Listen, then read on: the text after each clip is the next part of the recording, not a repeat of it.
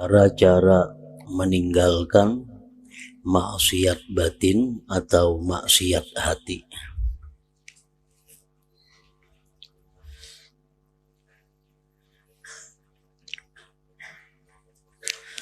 Ketahuilah bahwasanya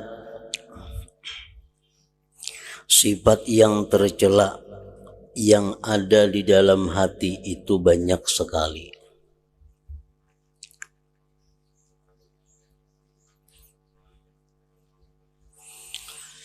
Dan menyucikan hati, membersihkan hati daripada kekotoran itu berhajat kepada usaha yang berterusan. Artinya terus menerus. Karena sifat yang tercela di dalam hati itu ada yang sifatnya selalu ada dan ada yang sifatnya mendatang sewaktu-waktu. Dosa-dosa yang ada di dalam hati, sifat-sifat jahat yang ada di dalam hati itu ada yang datangnya berkala.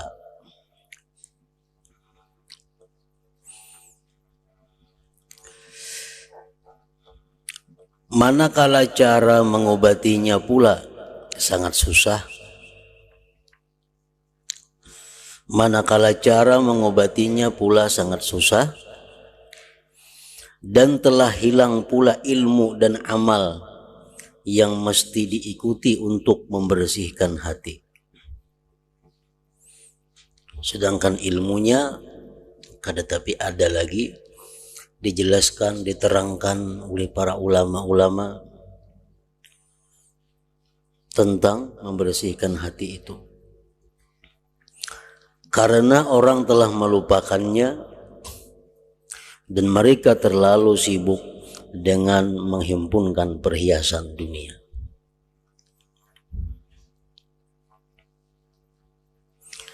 Dan telah kami sebutkan segala yang berkenaan dengan masalah ini di dalam kitab Ihya Ulumuddin pada juz yang membicarakan al-muhlikat. Artinya perkara-perkara yang membawa kepada kebinasaan seseorang.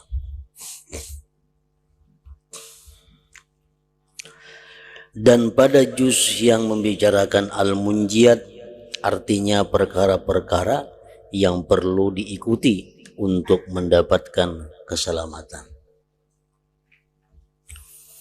Jadi kitab Ihya terdiri daripada 4 juz. Juz yang pertama berisi tentang ibadat, juz yang kedua berisi tentang adat, juz yang ketiga berisi tentang muhlikat, juz yang keempat berisi tentang munjiat, sifat-sifat yang menyelamatkan seseorang.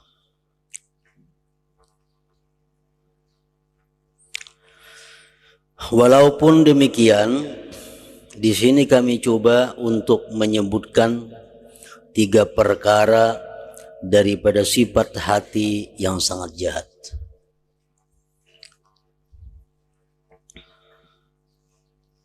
Yaitu sifat yang ghalib wujud, sifat yang kebanyakannya ada di kalangan ulama. Apalagi artinya di kalangan yang bukan ulama. Ulama aja sudah banyak yang mempunyai sifat-sifat ini, apalagi yang bukan ulama. Yaitu sifat yang ghalib wujud, kebanyakan ada di kalangan ulama yang ada pada zaman sekarang ini. Supaya dapat engkau jauhi daripadanya. Karena sifat-sifat itu membawa kepada kebinasaan diri dan merupakan puncak bagi beberapa sifat-sifat yang tercela.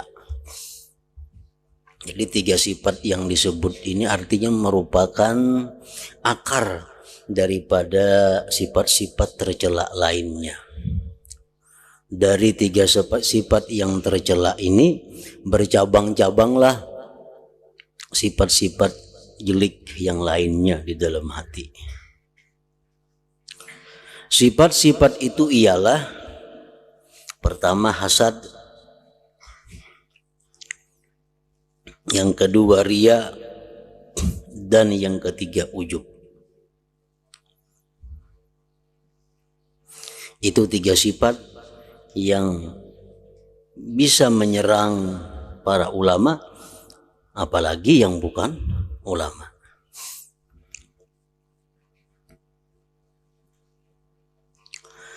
Maka bersungguh-sungguhlah engkau dalam membersihkan hatimu daripadanya yang tiga tadi, dan membersihkannya itu terus menerus sampai mati, karena sifat itu kadang akan bisa lepas daripada hati manusia.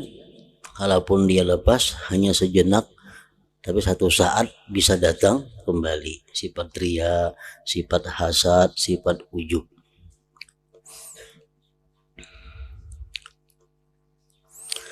Engkau akan dapat, karena apabila engkau telah dapat membersihkan hatimu daripadanya yang tiga itu,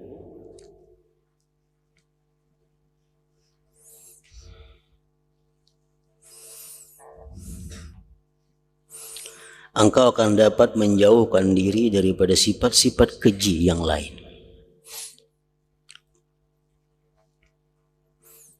Seperti hasad contohnya, itu merupakan biang daripada marah, biang daripada dendam. Ujub merupakan sumber daripada takabur dan lain sebagainya. Jadi bila tiga itu kita mampu mengendalikan, maka banyak sifat-sifat tercela lain yang juga ikut hilang.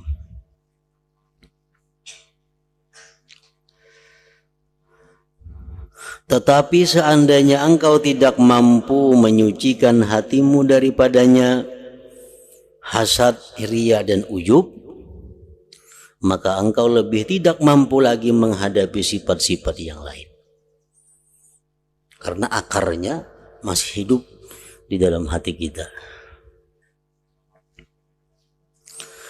Dan janganlah engkau beranggapan bahwa apabila engkau sudah mempunyai niat yang baik dalam mengaji ilmu atau beribadah, berarti engkau telah selamat daripada segala sesuatu yang berbahaya. Jangan menyangka bahwa dengan modal ikhlas sudah selamat. Belum tentu. Karena macam riya itu bisa datangnya pertengahan amal, dan riya bisa datang sesudah kita beramal. Demikian juga ujub. Ujub itu biasa timbul sesudah kita melakukan ibadah. Jadi apabila sudah merasa ikhlas, jangan merasa selamat daripada sifat-sifat tercela lainnya.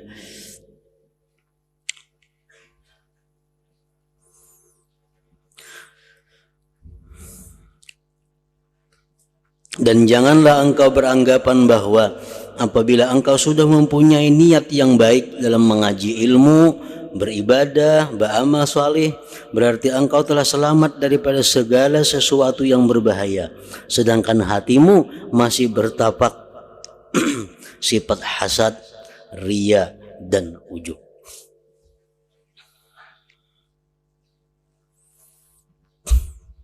Karena amal kebaikan yang dulunya baik, yang dulunya bagus, itu belum tentu bisa mempertahankan kebagusannya itu amal tahun berikutnya.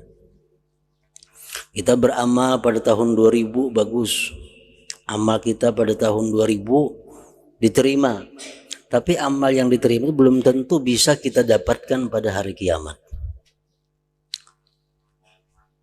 kecuali amal itu utuh sampai kita akhir hayat, sampai kita mati. Nah, hanya bisa kita mendapatkan amal saleh itu di akhirat. Karena Allah menyatakan dalam Al-Quran, yauma la yanfa'u malu wala banun illa man atallah biqalbin salim. Pada hari itu tidak berguna anak, harta, benda, kecuali yang hanya selamat pada hari itu adalah orang yang datang menghadap Allah dengan hati yang selamat.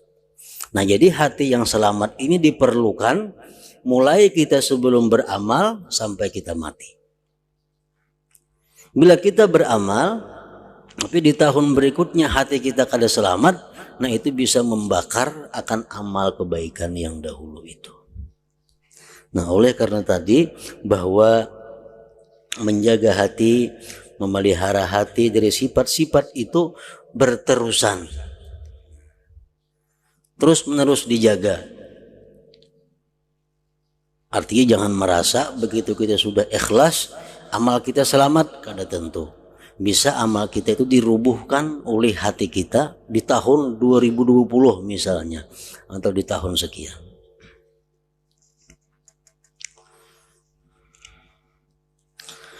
Dalam hal ini Rasulullah sallallahu alaihi wasallam bersabda, "Salasun muhlikat, syuhun muta' wa hawan muttaba' wa i'jabul mar'i bi nafsihi." Artinya, ujar Nabi kita, ada 3 sifat yang dapat membinasakan seseorang. Pertama, sifat bakhil yang dipatuhi. Sifat bakhil itu sangat membahayakan seseorang. Karena orang yang bakhil itu, ujar Abu Hanifah, aku kadang mengatakan dia itu adil. La u'addilu bakhila. Aku tidak menganggap adil kepada orang yang bakhil itu. Karena orang bakhil ini orang yang sangat cinta kepada hartanya. Orang yang sangat sayang kepada hartanya. Nah, karena sifat bakhil, karena inya sayang dengan hartanya itu, inya mungkin hanya minta-minta kepada orang. Karena kada hendak maunai harta nang ada. Hartanya ada cuma sayang inya. Bisa duit pas 1 juta, sayang benar lawan 1 juta itu inya duit kulir benar maunai. Sudah bakabat bagalang gatah 1 juta. Nah, dia hendak ke warung, minta biarkan orang minum. Padahal itu kada boleh, tentu hukumnya adalah haram. Kalau kita mampu minta-minta kada boleh. Orang yang bakhil ini mungkin aja inya mengakat ampun orang. Orang yang bakhil mungkin menipu orang. Nah, jadi sifat bakhil ini sangat banyak menimbulkan kejahatan-kejahatan yang lainnya. Yang mencelakakan manusia itu pertama sifat bakhil yang dipatuhi, yang kedua hawa nafsu yang diikuti, hawa muttaba', keinginan nafsu yang dipatuhi.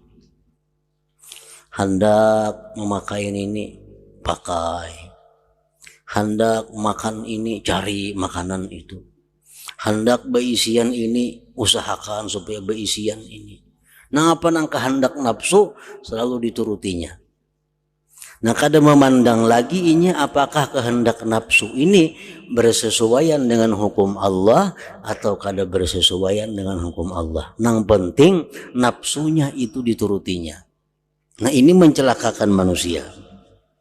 Hawa nafsu yang diikuti.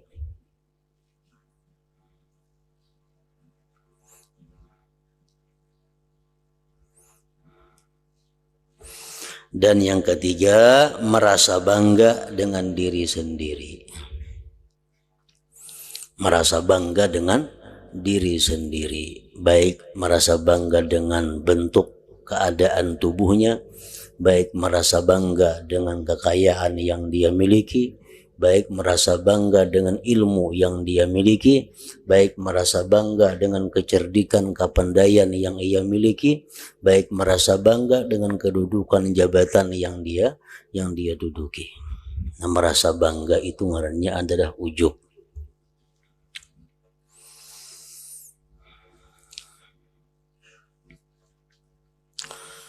Nah, jadi salasun muhlikat, di dalam riwayat yang lain dijelaskan salasun muhlikat, salasun munjiat, wa salasun munjiat, wa salasun kafarat, wa salasun darajat.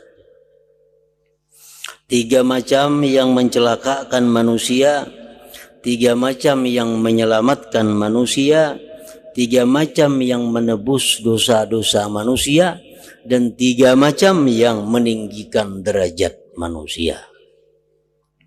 3 macam yang mencelakakan tadi, syuhun muta, kebakhilan yang dituruti, dipatuhi, hawa nafsu yang diikuti, dan bangga dengan dirinya. Itu muhlikat, membinasakan. Wa ammal munjiat, adapun 3 yang menyelamatkan seseorang, fal adlu fil ghadab war ridha, bersikap adil dalam keadaan marah dan senang. Nah, ini menyelamatkan. Bersifat adil fil ghadab war ridha, dia bersikap adil baik dalam keadaan marah, baik dalam keadaan senang. Karena kadang-kadang kita dalam keadaan marah itu kita sudah keluar daripada jalur yang benar. Karena kita marah, kita kada tahu lagi nang dihadapi ini orang tua, nang dihadapi ini kuitan, nang dihadapi ini laki, kada tahu lagi. Kalau sudah marah itu, nah ini menunjukkan ketidaklurusan dalam marah. Boleh marah tapi masih lurus. Masih lurus. Dan lurus dalam hal senang. Kadang-kadang orang kalau sudah merasa senang lupa dengan peraturan-peraturan Allah. Orang dalam keadaan sangat gembira, sangat suka, lupa akan segala-galanya. Nah, yang menyelamatkan itu adalah kawa bersifat adil, kawa bersifat lurus baik dalam keadaan marah atau keadaan senang. Yang kedua yang menyelamatkan itu wal qasdu fil faqri wal ghina, sedang dalam kefakiran dan kekayaan. Fakir membahayakan, kaya membahayakan. Yang menyelamatkan apa? Al-qasdu, di tengah-tengah antara kefakiran dan kekayaan. Fakir, ujar Nabi, kadal fakru ayyakuna kufra. Fakir itu hampir-hampir membuat seseorang jadi kafir. Karena inya fakir, jadi orang ini hakun. Diberi orang duit saya ini mau. Padahal kadang-kadang itu adalah merusak akidahnya. Kadang-kadang merusak imannya. Nah, kadal fakru ayyakuna kufra. Kaya membahayakan juga. Allah mengatakan innal insana la yatgha ar-ra'ahu istaghna. Manusia itu kadang-kadang tersesat bila mana sudah kaya. Banyak contohnya. Waktunya miskin, bagus ibadahnya, akhlaknya. Begitu kaya, sesat. Nah, jadi yang menyelamatkan itu apa? Di tengah-tengah. Di tengah-tengah.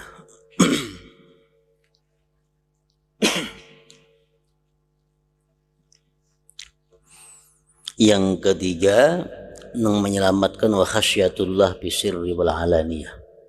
Dia takut kepada Allah baik di waktu sembunyi atau di tengah-tengah orang. Nah, 3 macam itu ada, selamat sudah. Inya bisa bersikap adil dalam keadaan marah atau senang.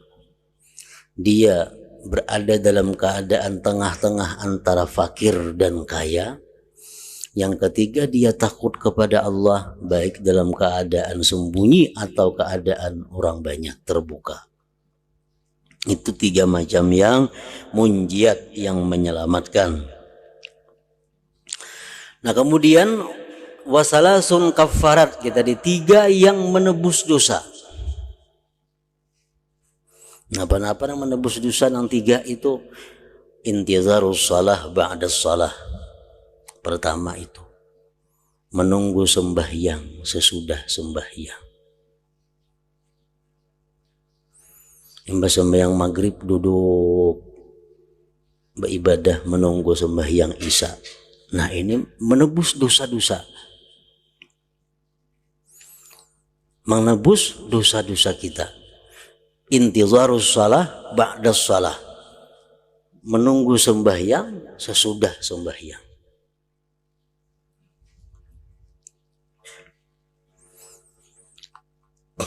Yang kedua, wa isbagul wudu bis sabarat, menyempurnakan wudu dalam keadaan bersangatan dingin. Biasa kalau bersangatan dingin itu orang-orang berwudu beancap-ancap, belakas-lakas karena kedinginan. Nah adanya kada, baik di musim sangat dingin atau musim panas, wudunya biasa. Nah, isbagul wudu bis sabarat ini menebus dosa, hilangan dosa-dosa di awak. Yang ketiga yang menebus dosa itu wanaqlul aqdam ilal jamaat, melangkahkan kaki kepada sembahyang berjamaah. Nah kita melangkahkan kaki kepada tempat sembahyang berjamaah itu adalah menebus dosa kita. Kita langkahkan kaki kanan meninggikan derajat kita, kita langkahkan kaki kiri menghapus dosa-dosa kita.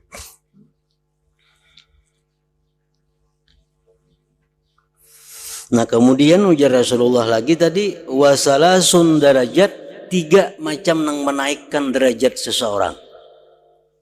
Kalau kita mengamalkan 3 macam ini, kita akan naik derajat kita baik di sisi Allah atau di sisi manusia.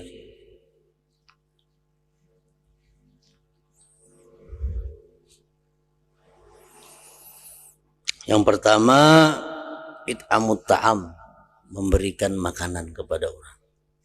Nah itu menaikkan derajat kita, menaikkan pamor kita baik di sisi Allah atau di sisi manusia, di sisi makhluk Allah.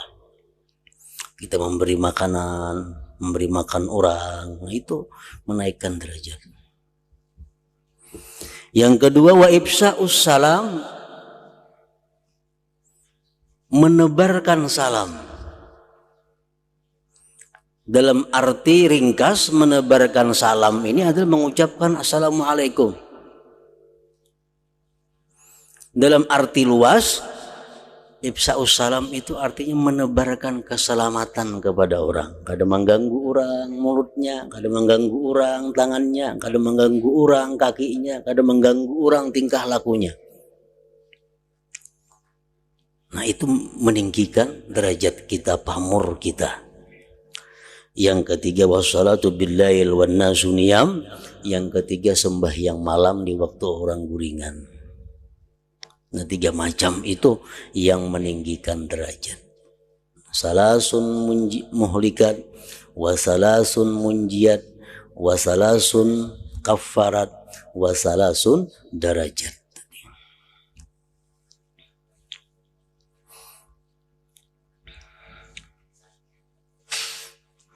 Pertama, cara meninggalkan hasad, meninggalkan sifat dengki. Sifat dengki ini adalah sifat yang paling banyak memasukkan para orang-orang alim, orang-orang ulama ke dalam api neraka.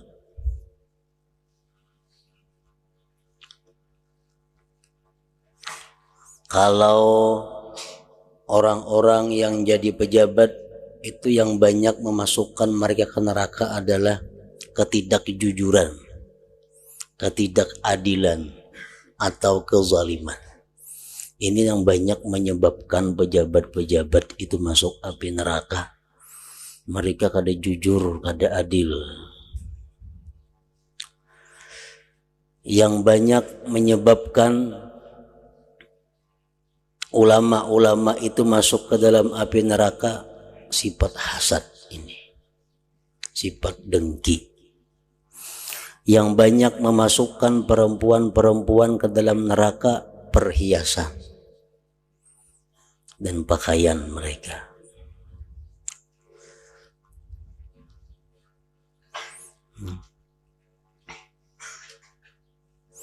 Sifat hasad ini adalah sifat yang bercabang daripada sifat bakhil. Sifat hasad ini timbul dari sifat bakhil.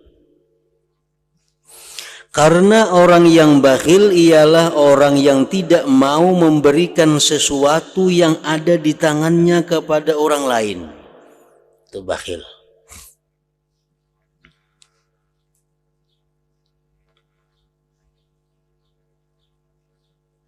Lawanan bakhil napa?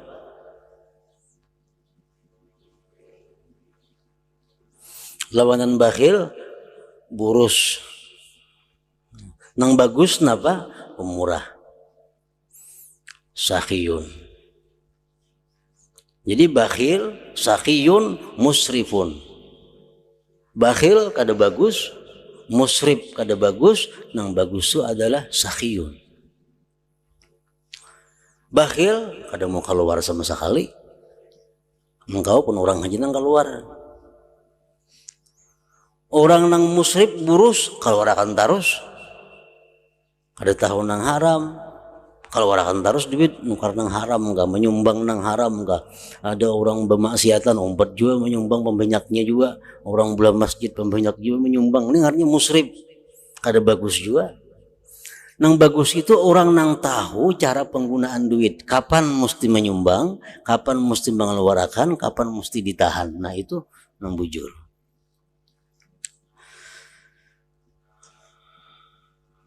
Dan syahih itu bersangatan bakhil.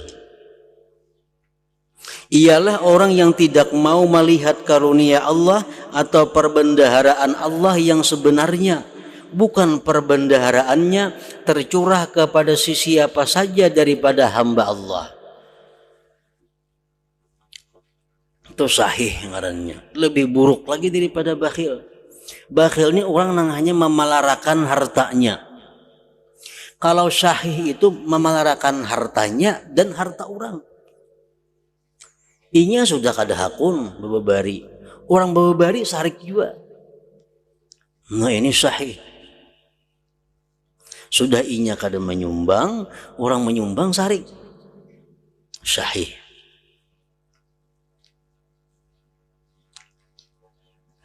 Maka sahih ini lebih jahat daripada bakhil, dan orang yang hasud ialah orang yang merasa keberatan bahwa Allah mencurahkan nikmat dan karunia-Nya kepada salah seorang di antara hamba Allah. Allah aja pemurah sarikinya. Sahih ini tuh.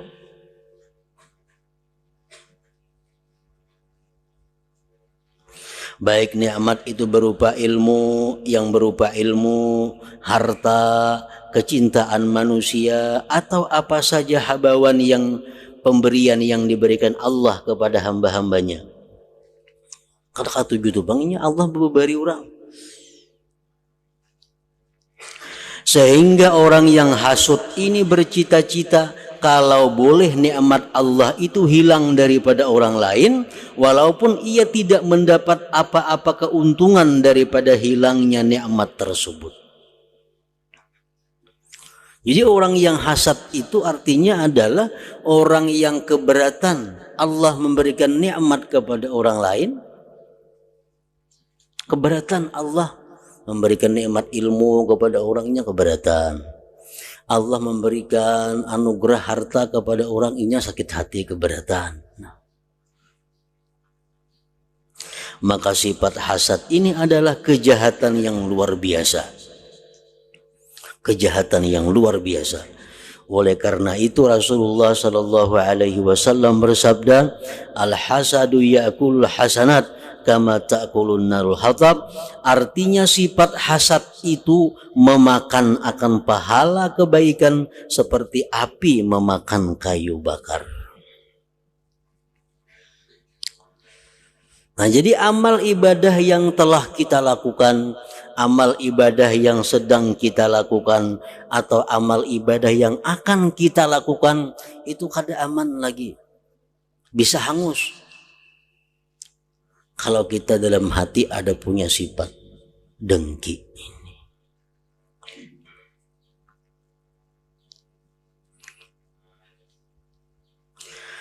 Dan orang yang hasad ini sebenarnya senantiasa jauh daripada kasih sayang. Nyatanya ada penyayangan. Dan senantiasa berada dalam siksaan di dunia ini dan di akhirat nanti. Sakit hati melulu. Di dunia ini ia tersiksa dengan tekanan perasaan. Kawan dapat nikmat, sakit hati. Datang pulang nikmat kepada kawan, bertambah pulang sakit hati. Karena bila-bila masa, bila-bila waktu Allah selalu mencurahkan karunia-Nya kepada orang ramai, bahkan kepada kawan-kawan orang yang hasad itu yang ia mengenali mereka. Allah senantiasa mencurahkan nikmat ilmu, harta, dan kedudukan. Maka senantiasa pula orang yang hasad itu dalam penyiksaan bila ia melihat kemurahan Allah terhadap orang lain. Maka begitulah keadaannya sampai ke akhir hayatnya.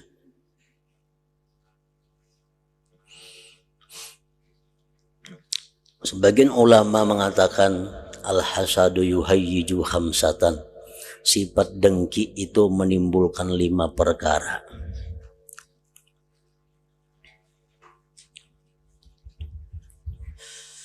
Yang pertama, fasadut ta'ah, rusaknya taat. Rusak taat kita tadi terbakar seperti api membakar kayu yang kering.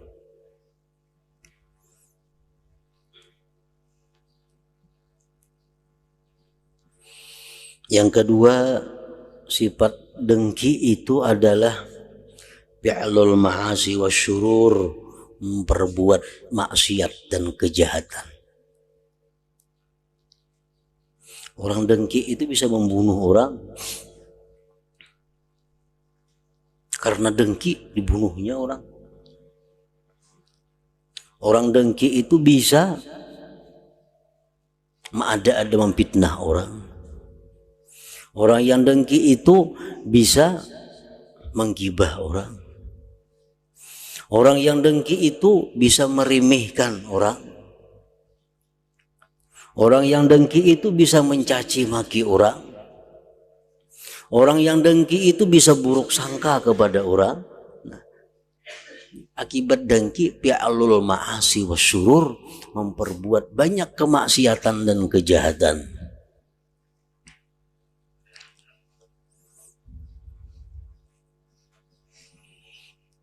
Yang ketiga, at-ta'ab wal ham min ghairi faidah.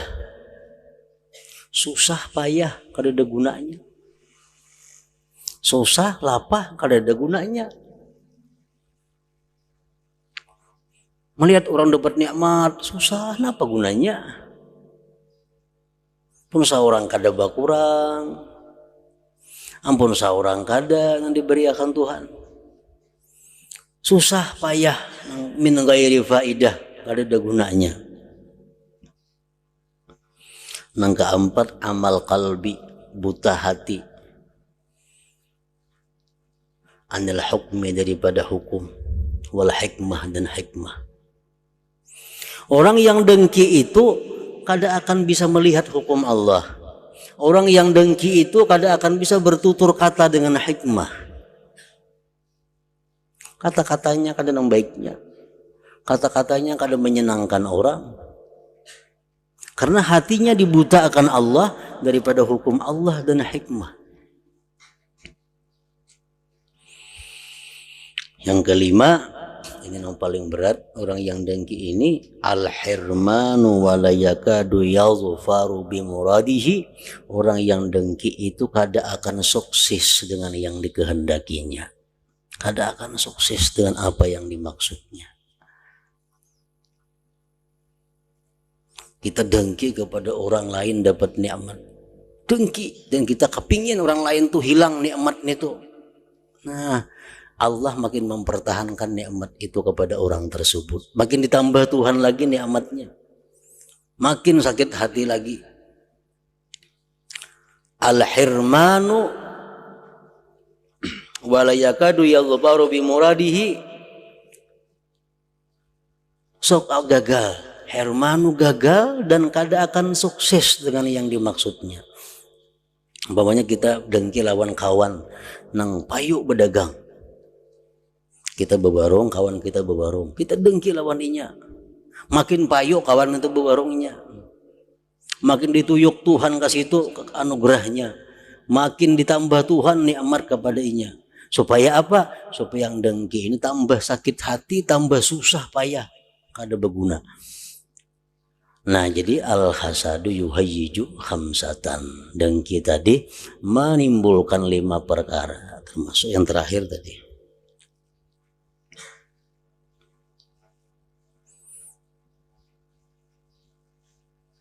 Jadi jangan kira kita dengki kepada orang, kita bisa merubuhkan orang, kada bisa. Justru makin kita dengki, makin makmur orang.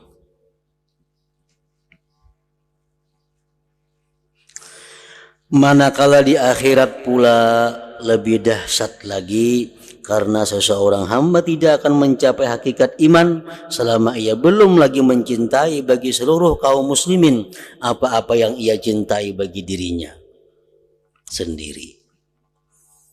Bahkan sepatutnya hendaklah ia bersama dengan perasaan seluruh kaum muslimin, baik dalam kesenangan ataupun dalam kesusahan.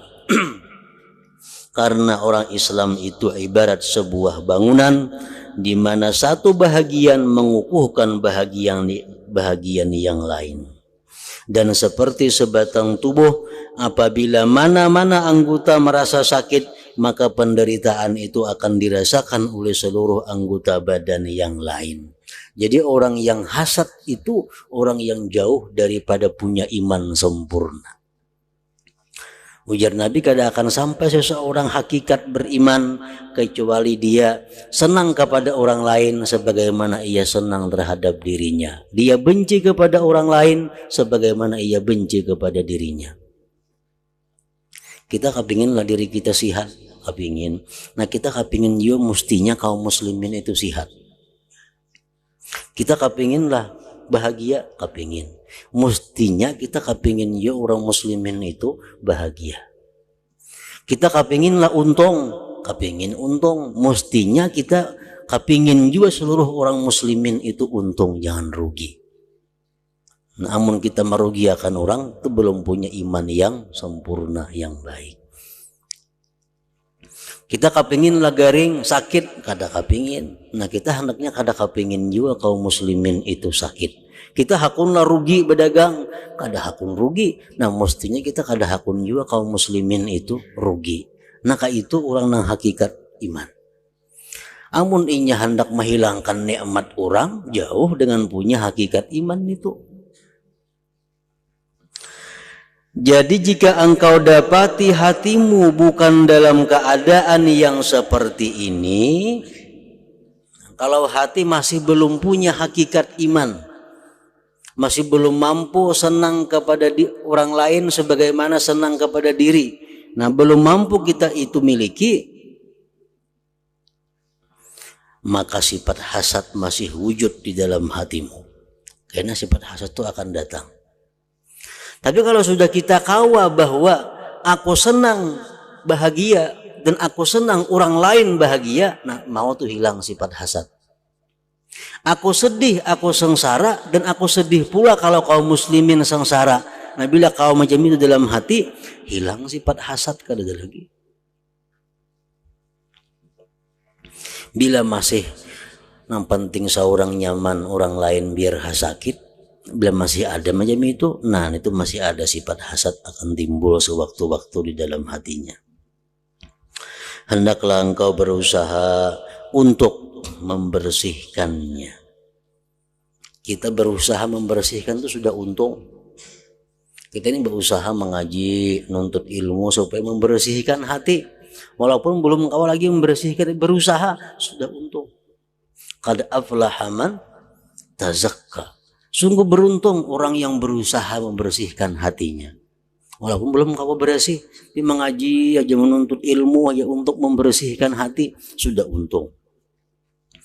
Hendaklah engkau berusaha untuk membersihkannya, karena usahamu dalam menghilangkan penyakit hati ini lebih penting daripada engkau menyibukkan diri untuk mendalami ilmu furu', cabang-cabang ilmu fikih yang halus-halus, yang ganjil-ganjil.